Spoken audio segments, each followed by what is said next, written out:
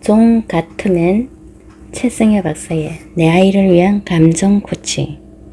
존 가트맨 최승혜 조벽지음. 아이를 키우는 과정은 아직도 완성되지 못한 나 자신을 성장시키는 과정이다. 존 가트맨.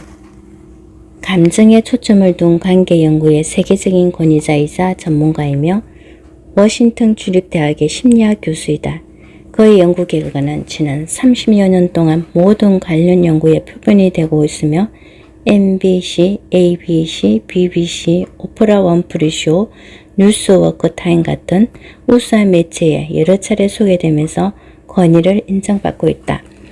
가트맨 박사는 감정 코치라는 놀라운 효과를 지닌 신교육 개념을 개발해냈으며 이를 토대로 부모와 아이들에게 감정 코치법을 교육하고 체험한 놀라운 변화를 소개해 큰 방향을 불러일으켰다. 이 책은 가트맨 박사의 전작 내 아이를 위한 사랑의 기술에 이어 감정 코치를 전문적으로 다룬 최고의 자녀 양육수로 전 세계 엄마들의 양육 방식을 바꿔주고 있다. 최성애, 아시아 유일의 가트맨 공인치료사이자 알로이시오 힐링센터장이다.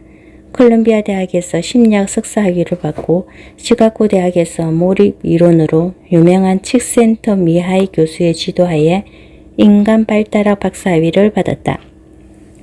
그 후 독일 프랑크푸르트 국제심리 및 가족치료사 자격과 가트맨 인스티튜트에서 가트맨 공인 부부치료사 자격을 획득하고 미시간 공간대학 심리학과 교수, 피란디아 대학 덕성여대 초빙 교수를 역임했다.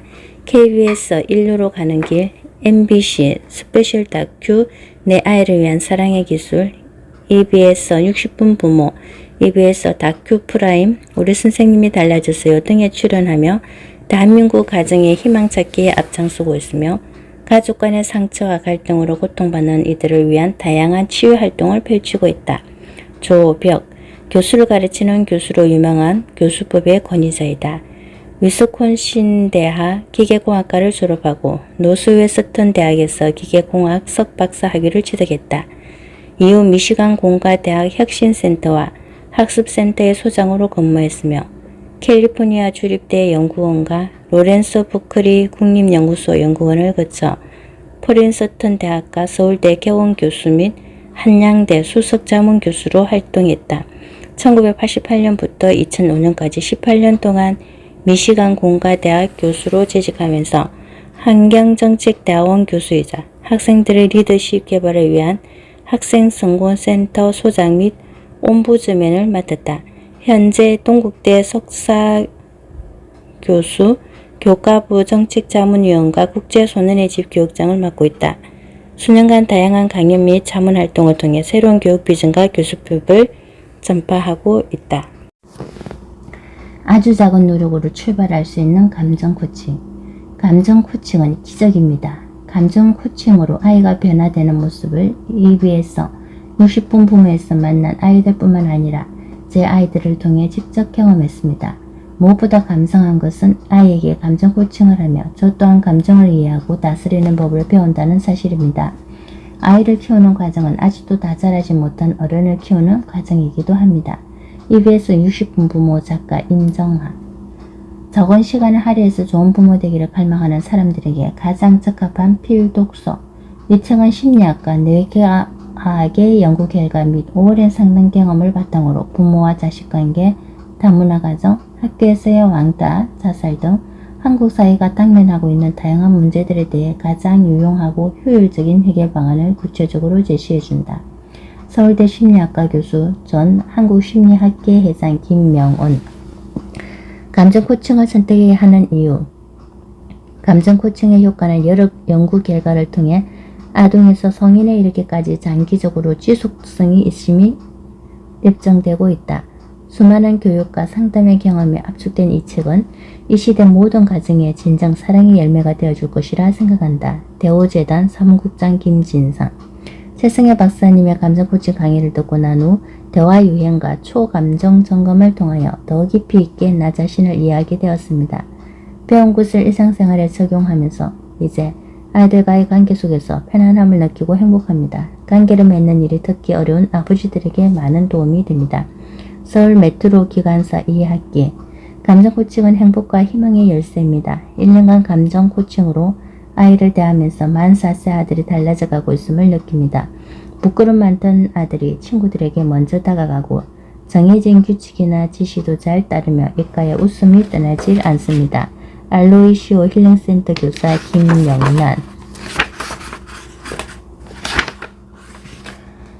들어가는 길, 종 같으면 감정 코칭, 아이와 마음을 나누는 마법의 기술. 아이들이 부모와 어떻게 관계를 맺고 부모가 아이들에게 어떠한 영향을 주는지에 관한 연구는 지금으로부터 36년 전에 관계 연구에서 비롯합니다. 이 연구 결과로 나온 모든 방법은 나의 생각이나 종교적인 경험, 철학에서 가져온 것이 아니라 여러 가족으로부터 직접 얻은 것입니다. 당시 미국 인디애나 대학의 조교수였던 나는 가장 친한 친구이자 UC 버클리 캘리포니아 대학교 버클리 캠퍼스 교수인 로버트 레빌슨과 함께 사람들 사이의 관계를 개선시킬 수 있는 방법을 찾아보고자 새로운 연구를 시도했습니다. 상호작용 속에 보이는 관계의 패턴. 우리의 연구는 정말 간단했습니다. 커플들을 8시간 동안 서로 떨어져 있게 한 뒤 실험실로 불러 어떻게 지내는지 상대에게 이야기하도록 한 것입니다. 우리는 커플들이 대화하는 모습을 비디오로 촬영했을 뿐 아니라 이들 몸에 센서를 붙여 심장이 뛰는 속도, 피가 신체 여러 부분에서 흐르는 속도, 손바닥에 나는 땀의 양을 측정하였습니다. 심지어 의자에 판을 대어 만든 요동 감지기로 이들의 움직임과 꿈틀거리는 정도까지 측정했습니다. 그날 하루를 어떻게 보냈는지 커플끼리 이야기하도록 한 뒤 서로의 관계에 어떤 문제가 있었는지 질문을 받았습니다. 서로의 관계에서 주의한 문제 한 가지만 선택해 15분 동안 이야기하라고 요청했고 이를 다시 비디오로 촬영했습니다. 각 커플마다 이야기를 마치며 촬영한 비디오 테이프를 보여주고 비디오에서 보이는 상호작용에 대해 매 초마다 어떤 기분이 드는지 아주 부정적부터 아주 긍정적까지 눈금이 새겨진 다이얼을 돌려 표시하라고 했습니다. 이후 우리는 아무것도 하지 않았습니다. 이들을 전혀 도와주지 않았고 그저 시간이 흐르면서 이들이 뭘 하는지를 기록했습니다. 그런 뒤 레빌슨과 나는 이 부부들을 3년, 4년 혹은 6년마다 지켜보면서 장장 20년에 걸쳐 관계에 관하여 기록했습니다. 20년에 걸쳐 진행한 이 연구를 샌프란시스코에서 마무리 지었습니다. 20년 전에 40대, 60대 부부들은 20년이 지나자 60대와 80대 후반이 되어 있었습니다. 우리는 이들의 관계가 그 오랜 시간 동안 어떻게 변하는지 쭉 지켜보았습니다. 그러니까 아주 젊은 시절부터 나이가 들 때까지 삶의 궤적을 따라가며 관찰한 것입니다. 아기를 낳고 양육할 때와 같이 중요한 인생의 전환점을 부부가 어떻게 거쳐가는지를 관찰하면서 말입니다. 부부가 아이와 어떻게 놀아주고 상호작용을 하는지 등을 지켜보면서 아이가 정서적으로나 지적으로 어떻게 성장할지 예측할 수 있을까 확인하는 데 관심을 집중시켰습니다. 특히 부모가 아이들과 어떻게 상호작용을 하는지 그리고 그러한 관계가 아이의 성장에 어떠한 영향을 미치는지를 연구했습니다. 우리는 여러 부부를 지켜보면서 어떤 부부와 가족은 관계를 유지하고 부모 노릇을 하는데 매우 뛰어나다는 점을 알았습니다. 이들은 가히 관계의 달인이라 부를만 했습니다. 반면에 어떤 부부와 가족은 정말 형편없었습니다. 이들은 함께 있기는 하지만 관계가 불행하기만 했습니다. 서로 심하게 싸우거나 바람을 피우거나 서로에게 폭력을 행사하는 등 함께하는 것 자체를 매우 괴로워했습니다. 연구를 통해 우리는 관계의 달인들과 관계의 포탄들 사이에 분명한 차이가 있음을 알았습니다. 그것도 아주 강력한 차이였습니다. 예를 들면 부부의 심장이 뛰는 속도, 피가 흐르는 속도, 손바닥에 나는 땀의 양, 서로 쳐다보는 시선 정도로만으로도 이후 3년의 기간 동안 그들의 결혼 생활이 어떻게 변할지 예측할 수 있었습니다. 부부가 감정적으로 흥분해 있고 더 예민할수록 같은 기간 동안 같은 생활이 파국으로 치닫기 쉽다는 결론을 얻었습니다. 가족 내의 규칙성과 예측 가능성 즉 어떤 패턴이 있다는 점도 알 수 있었습니다. 이 패턴들을 통해 우리는 어떤 부부의 관계를 아주 잠깐 살펴보더라도 이후 어떻게 될지 상당히 정확하게 예측할 수 있게 되었습니다. 그렇다면 관계의 포탄들과 달리 관계의 달인들이 가지고 있는 비법은 무엇일까요? 우리가 답하고자 했던 것들 중 하나는 아이들을 이해하는 것이었습니다. 우리는 부부들을 연구하는 내내 아이들도 연구했습니다. 아이들이 어떻게 친해지는지, 친구를 어떻게 사귀는지, 친구가 없거나 외로운 아이들은 그 이유가 무엇인지, 다른 아이들에게 거부당한 아이들의 문제는 무엇인지 등에 관심이 많았습니다. 부모의 관계가 아이들에게 어떤 영향을 끼치는가 하는 질문에 대한 답은 노트르담 대학 마크 커민스의 연구를 보면 명확히 알 수 있습니다. 마크 커민스는 부모가 아이 앞에서 싸우면 심지어 아주 어린 아이조차도 혈압이 올라간다는 사실을 발견했습니다. 부모가 아이 앞에서 싸웠을 때, 특히 아이가 10살이 이하인 경우라면 부부가 아이 앞에서 신체적인 몸짓을 써가면서 하이에섬을 보여줄 필요가 있다는 점도 알아냈습니다. 아이가 볼 수 있기에 부부가 서로 안아줘 갈등이 끝났음을 알릴 필요가 있다는 의미입니다. 아이의 혈압을 낮추는 데는 말만으로는 역부족입니다. 10살 이상인 아이들의 경우 부모가 갈등을 겪다가 하이하는 과정을 보는 것이 실제 갈등을 해결하는 법을 배우는 데 도움이 됩니다. 확실히 부모의 갈등은 아이에게 전이 됩니다. 저희 제자이자 현재 아리조나 주립대학의 교수인 앨리슨 샤파루에 따르면 임신 후반기 석 달 동안 부부들을 관찰하고 서로 어떻게 다투는지를 보면 그들이 싸우는 방식을 근거로 3개월 된 아기가 얼마나 웃고 울지 예측할 수 있다고 합니다. 보다 침착하고 애정어린 방식으로 갈등을 해결하는 부부의 아기는 더 잘 웃고 덜 운다는 것이지요. 이들의 아기는 화가 나더라도 스스로 진정을 하며 더 빨리 침착해집니다. 에드워드 트로니코는 굳은 표정 패러다임이라는 연구법을 개발해냈습니다. 이런 어린이나 아기 얼굴을 들여다볼 때 미소를 짓거나 갖가지 얼굴 표정을 지어 보이는 대신 굳은 표정을 보여주는 방법을 말합니다. 이 실험적인 방법의 핵심은 연구원들이 어떤 표정도 짓지 않고 완전히 굳은 표정으로 아기를 바라본다는 데 있습니다. 아무 표정도 없는 얼굴을 대했을 때 아기는 당황스러워하면서 눈길을 돌립니다. 그리고는 어른이 다른 표정을 짓도록 만들려고 합니다. 아기는 어른을 쳐다보았다가 다른 데를 보았다가 다시 쳐다봅니다. 그래도 여전히 어른의 얼굴이 굳어 있으면 다시 눈길을 돌렸다가 마주보며 새로운 시도를 해봅니다. 서너 번 그렇게 시도하다가 마침내는 울면서 짜증을 냅니다. 이는 3개월밖에 안 된 아기조차도 레퍼토리, 즉 어른을 상호작용으로 끌어들이는 방법을 가지고 있음을 보여줍니다. 아기에게는 어른들의 얼굴만큼 흥미로운 것도 없기 때문입니다. 아빠의 목소리, 엄마의 목소리, 돌봐주는 사람의 사랑이 담긴 목소리보다 아기에게 흥미로운 것은 없습니다. 하지만 우울증을 앓는 부모들이 아기들을 대상으로 굳은 표정을 지어 보이면 아기들은 전혀 짜증을 내지 않고 굳은 표정을 한 어른들에게서 반응을 이끌어내려고 하지도 않습니다. 무반응인 어른에게 이미 익숙해 있기 때문입니다. 이는 아기의 정서적인 환경에 아주 작은 변화만 생겨도 정서적, 사회적, 지적 발달에 엄청난 영향을 미친다는 것을 의미합니다. 부모의 불행한 관계는 아이의 생명까지도 단축시킨다. 아이가 잘 성장하리라고 예측할 수 있는 지표는 무엇일까요? 아이가 학교를 다닌다면 IQ나 성적표라고 생각할 수 있고 고등학생이라면 수능 성적이라고 생각할 수도 있습니다. 하지만 IQ도 아니고 성적도 아닙니다. 아이가 어떤 성인이 될지, 아이가 얼마나 성공적으로 살아갈지를 가장 잘 보여주는 지표는 바로 다른 아이들과 어울리는 방식입니다. 우리는 이혼이 아이들에게 어떤 영향을 미치는지 잘 알고 있습니다. 이혼은 특히 아이의 주의력과 집중력에 영향을 끼칩니다. 주의력은 감정과 인지 사이, 지성과 감성 사이를 넘나드는 체계입니다.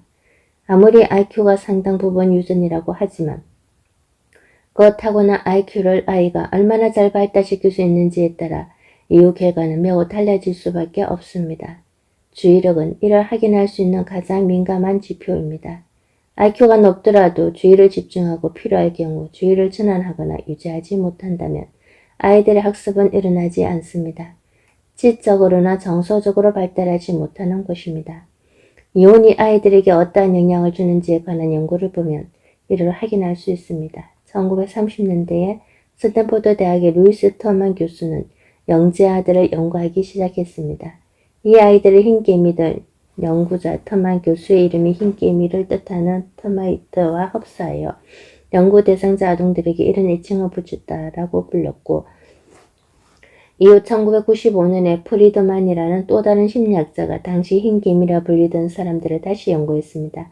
프리드만은 사람들의 수명에 영향을 끼치는 요인이 무엇인지 알아보고자 했으며 터만이 정리한 데이터는 아이들이 얼마 동안 살 수 있을지를 예측한 심리적 자료들이었습니다.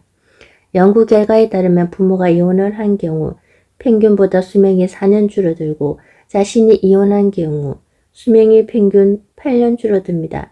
사람의 수명조차도 가장 가까운 사람들과의 사회적 관계에 따라 결정된다는 것입니다. 이러한 결과는 사회역학이라 불리는 방대한 분야로 발전하게 되었습니다. 이혼은 수명뿐 아니라 전염성 질환에 저항하는 면역력도 등 육체적 건강에도 영향을 미치며 아이들의 사교성에도 영향을 줍니다. 아이들은 부모가 이혼을 하면 더욱 공격적이 되어 또래에게 거절당하기 쉬울 뿐더러 우울증과 다른 내적 장애를 일으킬 확률도 높습니다. 우리는 부모들의 결혼 만족도를 알아보기 위해 아이들에게 간단한 실험을 해보았습니다. 24시간 동안 아이의 소변을 채취하여 스트레스 호르몬을 측정하는 실험입니다. 이를 통해 부모의 결혼 생활이 얼마나 행복한지 알아낼 수 있었습니다. 이는 부모들에게 결혼 생활의 만족도에 대해 직접 물어보는 것만큼이나 확실한 방법입니다. 이 연구를 통해 알 수 있는 사실은 아이들이 부모 관계가 만족스럽지 못하는 데서 받는 스트레스를 몸에 지니고 있다는 점입니다. 그렇다고 해서 아이들을 위해 부모가 꼭 함께 살아야 한다는 의미는 아닙니다. 여러 심리학자들에 따르면 부모의 이혼으로 아이가 상처를 받는 주된 요인은 부모 한쪽이 상대에게 안거품을 하기 위해 아이를 이용하는 것입니다. 상대에게 못되게 구는 방법으로 아이를 이용하는 경우 말입니다. 부모가 아주 적대적인 관계에서는 이혼이 오히려 아이들이 살아갈 수 있는 생존력을 강화시켜 줄 수 있습니다. 그렇다면 아이들이 부모의 고통스러운 결혼생활에서 상처를 받지 않도록 어떻게 지켜줄 수 있을까요? 부모와 아이의 상호작용에 관한 연구의 조석은 메타감정이라고 불리는 개념이었습니다. 이는 우리가 감정에 대한 감정적 표현에 대한 내면을 살펴본다는 뜻입니다.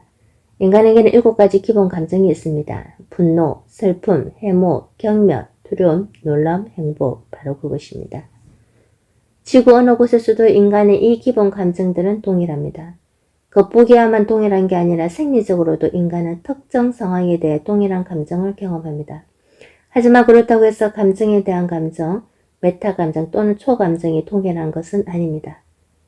감정에 대한 감정은 참으로 다양합니다. 예를 들면 면담 연구 중 한 남자가 누군가 나한테 화를 내는 건 내 면전에서 소변을 보는 거나 마찬가지입니다. 하고 말한다면 그에게서 분노란 무례와 해모와 연관되어 있는 것입니다. 그는 누군가 자신에게 화를 내며 자신이 무시당하고 모욕당한다는 느낌이 들었던 것입니다. 또 다른 남자는 우리가 분노에 대해 묻자 그건 마치 목청을 가다듬고 한껏 소리 지르는 것 같은 거지요. 별로 대수로운 일이 아닙니다. 분노를 분출시키는 겁니다. 거기에 별다른 의미가 있나요? 하고 답했습니다. 분노에 대해 어떻게 느끼는지에 관해서는 문화마다 매우 다릅니다. 예를 들면 이스라엘 사람들은 미국인, 심지어는 유대계 미국인보다 분노를 편안하게 받아들입니다. 이탈리아 사람들은 영국인보다 분노를 편안하게 받아들입니다. 영국인들은 직접적으로 분노를 표현하는데 어려움을 겪는데 이들에게는 분노보다 경멸을 표현하기가 더 쉬운 것입니다. 감정 코칭형 부모와 감정 묵살형 부모. 감정 표현에 대한 연구를 하면서 기본적으로 2가지 유형의 부모가 있다는 것을 알았습니다. 하나는 감정 묵살형이라고 부르는 유형입니다. 이 부모들은 자기 내면이나 자녀의 내면에 있는 별로 강렬하지 않은 감정은 알아차리지 못합니다.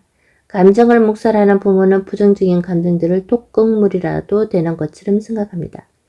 아이가 그저 맥락하고 행복하기를 원하는 것입니다. 아이가 부정적인 감정 상태에 더 오래 빠져 있으면 있을수록 그 감정들은 독성이 더 강해진다고 생각합니다.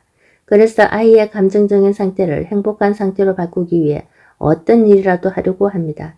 이런 부모들은 아이의 부정적인 감정을 참아내지 못하기 때문입니다. 심지어는 아이가 잘못된 행동을 하지 않았는데도 그저 화를 냈다는 이유만으로 아이에게 벌을 줄 수도 있습니다. 이런 부모들은 삶 속에 긍정적인 것들을 강화시켜야 한다고 생각하는 경향이 있습니다. 하지만 우리가 감정 코칭형 부모라고 부르는 또 다른 유형의 부모들은 이와 굉장히 다른 모습을 보였습니다. 예를 들면 친구가 뭔가 못된 짓을 해서 아들이 우울해할 경우 어떻게 하는지 질문을 던지자 한 아버지가 이렇게 말했습니다. 어떤 아이가 내 아들에게 잘 못되게 군다면 난 아이의 기분이 어떤지 왜 그런지 이해하려고 합니다. 어떤 아이들이 아들을 때리거나 놀릴 수도 있지요. 그런 경우 난 하던 일을 모두 멈춥니다. 내 마음은 온통 아들 생각뿐입니다. 내 속에 아버지가 튀어나와서 아들이 느끼는 것을 함께 느낍니다. 감정 혹칭형 부모들은 자신이나 자녀들이 겪는 소소한 감정들을 잘 알아차리며 감정이 객해지지 않아도 쉽게 알아차립니다. 감정 혹칭형 부모들은 아이의 부정적인 감정도 정상적인 감정의 한 부분으로 봅니다. 화가 나거나 슬프거나 두려움에 빠졌을 때라도 아이의 부정적인 감정을 참아주지 못하는 일이 없습니다. 이런 부모들은 아이가 느끼는 감정이 무엇인지 모든 감정에 대해 이야기하고 어떤 감정인지 아이 스스로 알 수 있도록 돕습니다. 부모의 이러한 태도는 매우 중요하며 아이의 행동에 큰 영향을 미칩니다. 언어는 주로 왼쪽 전두엽에서 나오기 때문입니다. 여러 감정들, 특히 사람을 위축되게 만드는 감정들은 전두엽 오른쪽 부위에 편중되어 있습니다. 부모가 아이의 감정을 이야기하며 공감한다는 것은 아이에게 특별한 위로가 되고 벼랑 끝에 내몰린다고 느낄 때조차도 편안함을 느끼게 해줍니다. 공감의 언어를 통해서 아이는 감정을 통제받기보다는 감정이 있는 존재로서 자신을 바라보게 됩니다. 그만큼 언어는 아주 강력한 힘을 지닙니다. 감정 코칭형 부모들은 아이의 감정 표현에 공감을 잘하는 것은 물론 잘못된 행동 기제에 깔린 감정에도 공감을 잘합니다. 이런 부모들은 아이의 잘못된 행동에 관해 잘했다고 말하지는 않겠지만 그 한계는 분명히 정해놓습니다. 행동의 한계를 정해주는 것은 물론 부정적인 행동에 반대한다는 뜻을 명확히 전달합니다. 하지만 동시에 모든 감정과 바람이 수용 가능하다는 것 또한 전합니다. 부정적인 감정이 잘못된 행동과는 아무런 관련이 없음을 알게 하고 아이가 어떤 일로 슬퍼하거나 두려워한다면 아이와 함께 그 문제를 풀어나갑니다. 이 두 가지 유형의 부모들은 또 어떤 점에서 다를까요?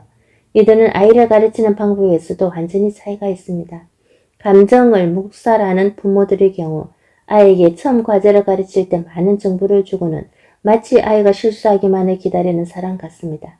그리고 마침내 아이가 실수를 하면 직접 나서서 고쳐줍니다. 아니 틀렸어. 이런 식으로 하면 안 돼요. 이렇게 해. 라고 말하곤 합니다.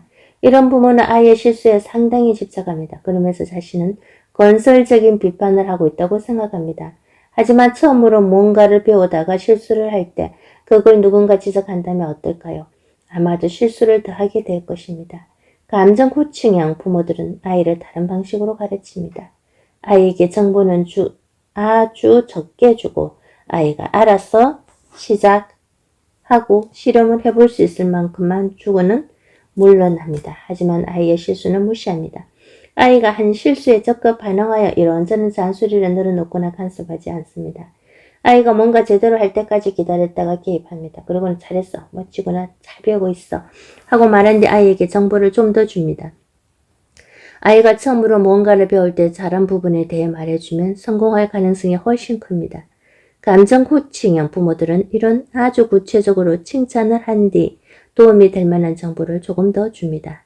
이는 러시아의 발달 심리학자 비고츠키가 말한 비계 설정 이론과 아주 흡사합니다. 이 이론의 기본은 최고의 교사와 부모는 아이의 수준에 아주 적절한 교수 방법을 사용하며 아이가 이해할 수 있는 범위에 맞는 도구를 주어 아이 스스로 문제를 재빨리 터득하고 해결할 방법을 찾아 자기 것으로 만들게 해준다는 것입니다. 이런 식의 교육이 실행된다면 아이는 학습에 대한 기억을 떠올리는 것처럼 느낍니다. 밖에서 안으로 들어오는 게 아니라 안에서 위로 끌어올리는 학습이 가능해집니다. 이렇게 가르치려면 교사나 부모가 아주 현명해야 합니다. 이러한 환경에서 학습하는 아이는 교사 혹은 부모의 이끌려서가 아니라 스스로 성취의 기쁨을 맛보기 위해 학습합니다. 또한 자신의 성공을 노력의 결과로 받아들입니다. 이게 바로 감정을 지도하는 부모가 하는 일입니다. 아이에게 주는 평생 선물 감정 코칭. 감정 코칭을 잘하기 위해서는 5가지가 중요합니다. 첫 번째는 아이의 소소한 감정들을 인식하는 것입니다. 아이가 그런 감정들을 크게 키울 필요가 없도록 말입니다. 두 번째는 아이의 감정적인 표현들을 친밀감과 감정 고증을 위한 기회로 보는 것입니다. 세 번째는 이해심을 가지고 귀 기울이며 아이의 감정을 이해한다는 점을 전달하는 것입니다. 네 번째는 아이가 감정을 말로 표현하도록 돕는 것입니다. 이는 감정에 이름표를 붙여서 아이 스스로 자신의 감정이 어떤 상태인지 이해할 수 있게 하는 것을 말합니다. 다섯 번째는 화가 나는 상황에서 아이가 문제를 적절한 방식으로 해결할 수 있게 도와주는 것입니다. 이를 가능하게 하기 위해서는 부분적으로 아이의 행동에 제한을 두어 가족의 가치를 전달해야 합니다. 그렇다면 감정 코칭은 어떤 결과를 아이에게 만들어 줄까요?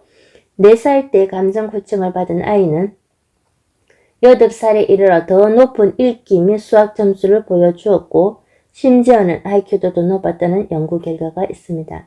어떻게 이런 일이 가능할까요? 물론 답은 감정 코칭에 있습니다. IQ와 같은 두 아이 중 감정 코칭을 받은 아이는 다른 아이보다 읽기와 수학 점수가 더 높았습니다. 감정 코칭을 받은 아이는 자기 조절이 가능하고 자기 감정을 이해할 수 있기 때문에 학교에서 주의 집중과 학습을 더 잘합니다. 감정 코칭을 받은 아이는 화가 났을 때조차도 스스로를 컨트롤하는 능력이 뛰어납니다. 어떤 자극에도 더 민감하지만 금세 안정을 되찾을 수 있습니다. 감정 코칭을 받은 아이의 경우 생리학자들이 미주신경 조정력이라 부르는 스스로를 달래는 신경학적인 능력을 갖추고 있습니다. 그뿐 아니라 만족을 지연시킬 수 있는 인내심을 갖고 있고 충동 조절을 더 잘하며 불평도 덜하며 행동상의 문제가 거의 없고 다른 아이들과 더 나은 관계를 맺으며 전염성 질병에도 덜 걸립니다. 아주 어렸을 때 감정 코칭을 받으면 아동 중기에 접어들었을 때 그룹 내에서 리더이든 팀원이든 간에 더 유능하게 활동합니다. 이 아이들이 배우는 것은 사소한 능력들이 아닙니다. 감정 코칭이 할 수 있는 가장 중요한 일은 부모와 자녀 간의 커뮤니케이션 통로를 늘 열어준다는 점입니다. 감정을 묵살한다고 감정들이 사라지게 만들 수는 없습니다.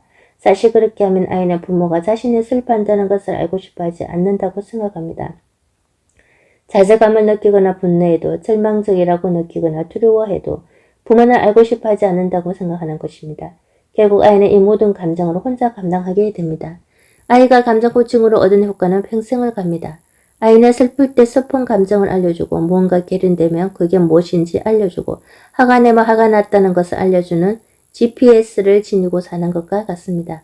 화가 나거나 목표가 좌절되면 무엇이 목표이고 무엇 때문에 좌절하게 되었는지를 알려주는 GPS 말입니다. 이는 인생의 방향을 알려주는 등대 역할을 합니다. 내면의 GPS는 인생을 살아가는 동안 여러 선택의 순간에서 자신의 생각과 일관된 선택을 하도록 돕습니다.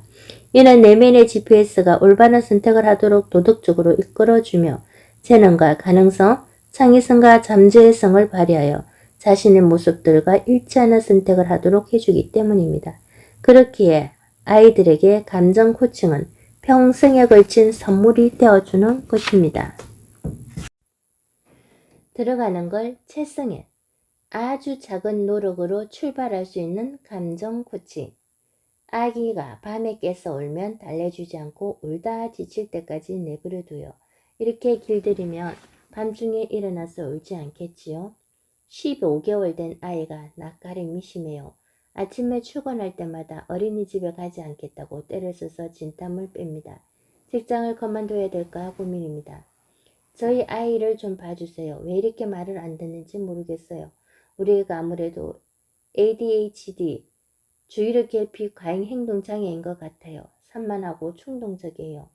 애어 교육이 너무 힘들어요. 아이를 크게 혼내고 나면 후회되고 엄마 자격이 없는 것 같아서 죄책감이 들어요. 아이가 무기력증에 빠져서 아무것도 하지 않으려고 해요. 어릴 땐 제법 똑똑하더니 학년이 올라갈수록 만사가 귀찮다고 짜증만 부립니다. 제대로 클지 걱정이에요.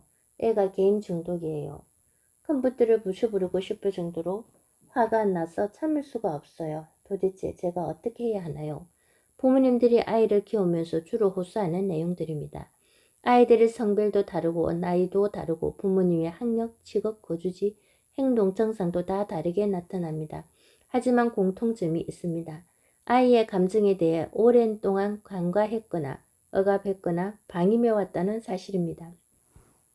물론 특수사항이나 개별적 원인도 있지만 처방을 하는 중에 기본으로 꼭 들어가는 것이 감정 코칭 교육입니다.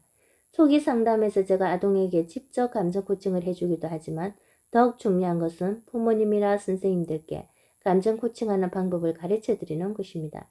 그러면 아이들과의 관계도 좋아질 뿐 아니라 아이의 변화와 발전이 지속될 수 있기 때문에 제게 의존할 필요가 없게 되는 것이지요. 제가 없어도 관계에 문제가 없도록 하는 것이 저의 치료 목표인데 대개 이틀 정도의 교육이면 충분히 가능합니다. 2005년 MBC 스페셜 다큐 내 아이를 위한 사랑의 기술을 통해 제가 한국의 가트맨시 감정코칭을 소개한 뒤 많은 부모님들과 선생님들이 방송을 통해 감정코칭이 무엇인지 알게 되었고 중요하다는 것은 알았는데 구체적으로 어떻게 하는 것인지 더 가르쳐 달라는 요청이 많았습니다.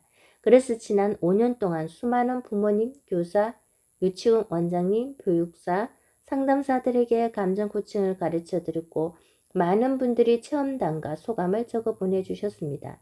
너무 많아서 일일이 다 읽어하기도 어렵지만 그중 몇 가지만 요약해 보겠습니다. 아이들과의 관계가 정말 좋아졌다. 39세 3남매 엄마. 진작 알았더라면 아이에게 상처를 많이 준 것이 후회가 됩니다. 시간을 되돌릴 수 있다면 아이가 어렸을 때보다 다시 키우고 싶어요. 41세 아빠. 정년만 기다리면 억지로 출근할 때는 두통이 심했는데 이제는 학교 가는 게 즐겁고 기대가 돼요. 교사생활 30년 만에 처음으로 아이들이 예쁘고 사랑스럽게 보입니다. 교사로서 자부심과 보람을 느껴요. 56세 교사.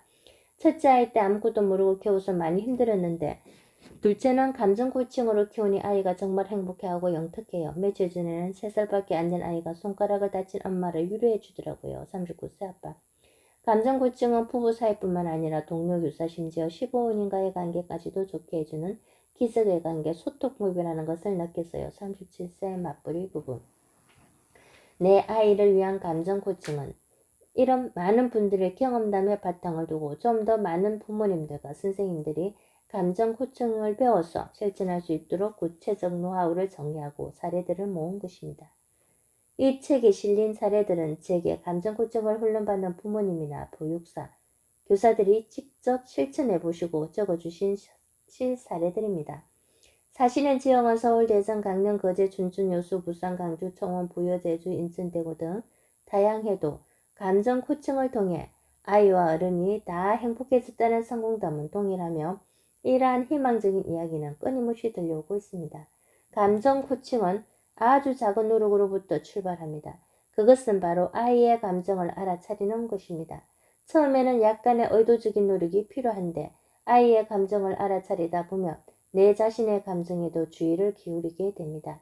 습관을 바꾸려면 뇌에 새로운 회로가 생겨야 하는데 그러려면 평균 21일 정도가 소요된다고 합니다. 그리고 생각이나 의도를 하지 않아도 자동화되려면 약 2달에서 100일 정도가 걸린다고 합니다. 뇌과학 연구자들이 연구 결과가 있지만 우리가 예전부터 3, 7일, 21일이니 100일 기도니 하던 것과 일치하는 부분이기도 합니다. 이렇게 작은 노력을 통해 감정 코칭이 일단 습관화가 되면 우리 아이들의 인생 행로 자체가 달라지게 됩니다. 저는 이 책에서 가트만 박사님의 감정 코칭 기본 5단계를 한국적 상황에 적용하여 여러분들이 책을 보고 따라 하실 수 있도록 단계별 설명과 다양한 사례를 첨가했습니다. 가트만 박사님은 한국에서 감정 코칭이 부모 교육, 교사 교육, EBS 등 방송 매체를 통해 다른 어느 나라보다 심지어 미국에서보다 더 빠르게 확산되는 것에 매우 놀라워하셨습니다. 또한 저와 조벽 교수가 2007년에 필리핀, 멕시코, 가테말라, 브라질 등 11개 도시 19개 학교에서 총 2만여 명의 극빈 아동들과 그들을 가르치는 무료 학교와 기숙사의 교사와 보육사들에게 감정 코칭을 가르쳐드렸고 매우 긍정적이고 고무적인 반응을 얻고 있다는 사실도 아셨습니다. 가트맨 박사님 자신은 연구자로서 감정 코칭의 효과 등을 연구실에서 밝혀냈지만 저와 조백 교수님은 국내외 가정, 학교, 상담실에서 직접 이를 실천함으로써 사랑과 보호가 가장 절실한 아이들에게 감정 코칭을 전파해주고 5개국에서 그 효과를 입증해주고 있다며 깊이 감동하고 고마워하셨습니다. 감정 코칭은 자녀를 키우는 부모님뿐 아니라 아동을 대하는 보육사, 유치원 교사, 상담사, 수학과, 의사, 간호사 등에게 도움이 됩니다. 2층에는 감정 코칭 외에 제가 지난 30년 동안 공부하고 가르쳐온 아동 발달학, 심리학, 생물학, 인간 발달학, 뇌과학 등의 지식과 독일에서 6년 동안 훈련받은 아동 청소년 심리 치료법, 시카고에서 훈련받은 관계치료놀이, 캘리포니아 하트메서 연구소의 어메이버박식, 뇌과학에 기반을 둔 영별놀이법, 개인상담, 강연, 전문가 양성 등에서 축적된 다양한 경험과 통찰이 아우러져 있습니다. 이제까지 저와 저희 제자들에게 감정 코칭을 배우신 부모님들은 대개 이틀 과정의 프로그램을 통해 거의 90% 감정 코칭에 성공하셨습니다. 이제는 여러분의 차례입니다. 여러분도 배우고 실천하시면 원하시는 만큼 자녀와의 관계가 분명 좋아질 것입니다. 정서지능의 저자 데니엘 골먼 박사는 학생 때 성적이나 지능보다 감정 공감 능력이 뛰어난 감정 지능이 높은 사람들이 행복하고 성공한 사람들이라고 합니다. 이들은 자신을 존중하고 타인을 배려함으로써 삶을 가치 있고 의미 있게 살 줄 아는 사람들이라고 합니다. 감정 코칭은 정서 지능을 키워주는 확실하고도 구체적인 방법입니다. 부족함이 많지만 아이와 함께 찾아가는 행복과 성공의 길에 조금이나마 이 책이 도움이 되기를 진심으로 바랍니다. 여러분이 세상에 가장 큰 축복인 아이들과 함께 계시는 곳에 사랑과 평화가 가득하기를 빕니다. 알로이시오 힐링센터에서 최성의 드림. 들어가는 걸 조벽. 감정 코칭을 선택해야 하는 이유. 짜증난 초등학생이 담임선생님의 얼굴을 구타하다. 선생님이 중학생을 체벌하다. 전치 2주의 상처를 입히다. 조기 유학 중 태자가 절망 끝에 묻지마 살인을 저지르다. 야단 맞은 아들이 학기 몇 방에 부르질러 다 태워버리다. 어떻게 된 일일까요? 이런 황당하고 끔찍한 뉴스가 너무 흔합니다. 왜 이들은 거지갱이 되도록 감정을 자제하지 못했을까요? 비록 신문에 기사화될 정도는 아니지만 우리는 모두 자신의 감정을 걷잡을 수 없이 쏟아낸 적이 있습니다. 주체할 수 없는 감정을 엉뚱한 대상에게 퍼붓고는 후회한 적도 있지요. 그래서 감정 조절의 실패는 특별한 소수의 문제가 아니라 우리 모두에게 적용된다는 사실을 잘 압니다. 아마 몇 년 후에는 위에 나이들 뉴스는 나오지 않을지도 모릅니다. 사라졌어가 아니라 너무 흔해져서 더 이상 뉴스거리가 되지 않기 때문일 것입니다. 정말 왜 그럴까요?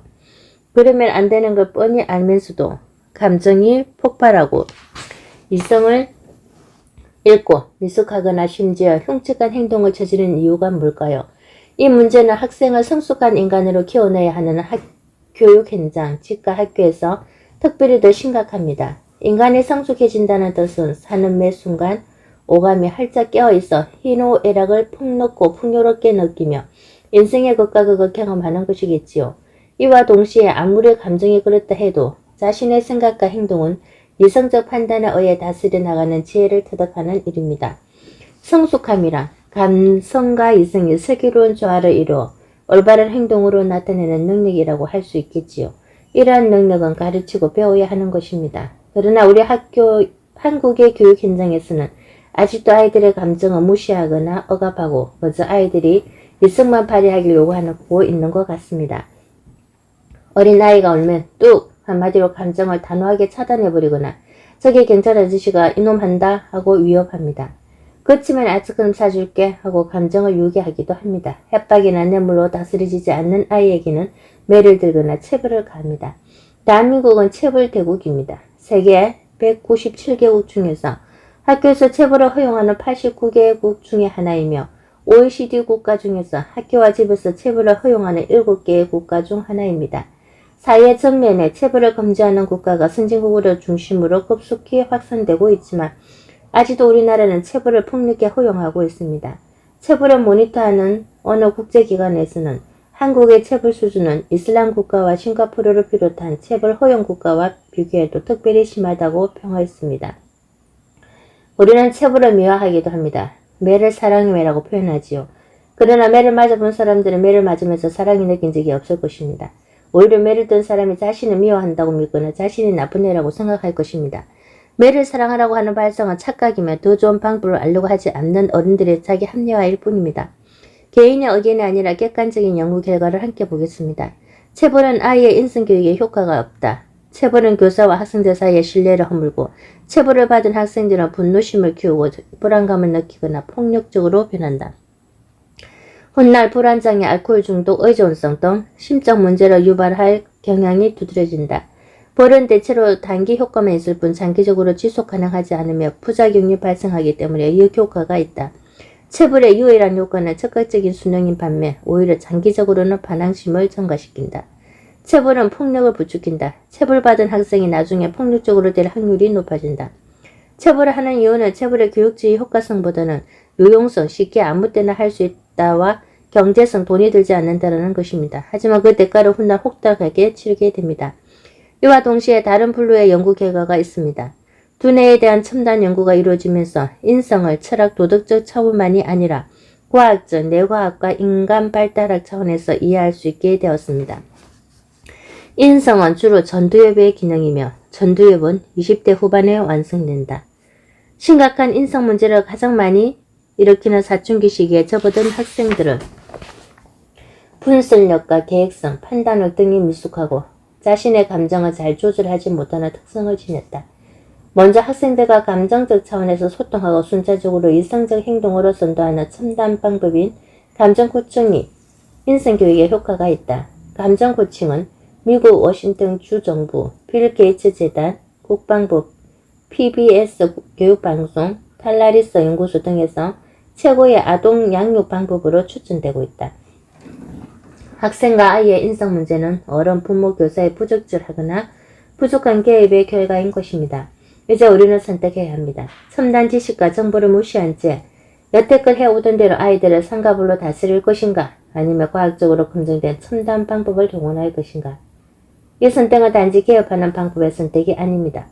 부모와 자녀, 선생님과 학생이 서로 적이 될 것인가, 아니면 한 편이 될 것인가에 대한 선택이기도 합니다.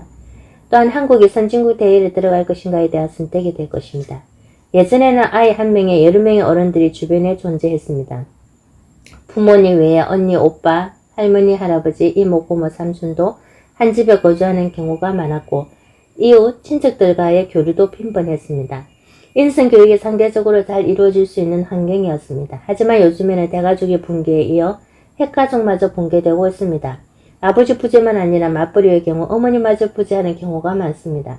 어머니가 계셔도 아이는 텔레비전을 보고 컴퓨터를 하며 혼자 시간을 보내며 어른과 함께 할 수 있는 시간은 아주 적습니다. 더욱이 또래 문화가 향상되어 아이 주변에 어른의 존재가 별로 없습니다. 아이들이 성숙한 어른으로부터 인성과 이성의 조화를 배울 기회가 대폭 줄어들었습니다. 서로 바쁜 생활 속에서 가족이 함께하는 시간이 절대적으로 부족합니다. 그래서 이제 우리는 더 많이가 아니라 좀 다르게 해야 하겠습니다. 감정 코칭이 바로 좀 다르게 하는 방법인 것입니다. 저는 이 책을 준비하면서 두 가지 결과를 기대합니다. 첫째, 교사가 이 책에 소개된 감정 코칭을 선택해서 좀 더 긍정적이고 의미있는 사제 관계를 형성하게 되길 바랍니다. 그래서 아이들의 선생님들로부터 성숙한 인간의 모델을 발견하고 어른이 된다는 것에 희망을 느끼게 되길 바랍니다. 나는 저 같은 인간은 안 될 거야 라고 이를 악물게 하지 않고 꼭 저 선생님까지 되고 싶다 라는 꿈을 품게 되길 바랍니다. 이렇게 될 때 교사는 온갖 스트레스를 극복하고 행복함을 느낄 수 있게 될 것입니다. 학생을 가르치는 기쁨이 느껴져야 학생 인권과 교권이라는 대립적 관계에서 벗어날 수 있습니다. 그래서 진정한 스승과 제자의 관계를 만들어 나가길 기대합니다. 둘째, 부모는 감정 코칭을 통해 아이를 미완성된 어른으로 여겨 그들의 부족함과 단점에 집착하지 않고 그들만이 지닌 순수함과 미숙함에 즐거움과 신선함을 느끼고 아이와 하나 미소를 나누게 되길 바랍니다. 이렇게 될 때 왜 아이를 신이 인간에게 내린 최고의 선물이라 하는지 알게 될 것입니다. 이렇게 될 때 왜 화목한 부모는 인간이 아이에게 줄 수 있는 최고의 선물이라 하는지 알 수 있을 것입니다. 아이를 키운다는 즐거움과 행복이 느껴져야 저출산이란 국가적 대재앙을 피할 수 있습니다. 감정 코칭은 새로운 현실을 창조하는 훌륭한 방법입니다. 우리 모두 다 함께 새로운 관계를 창조해 나가길 바랍니다. 알로이시오 힐링센터에서 조벽 드림.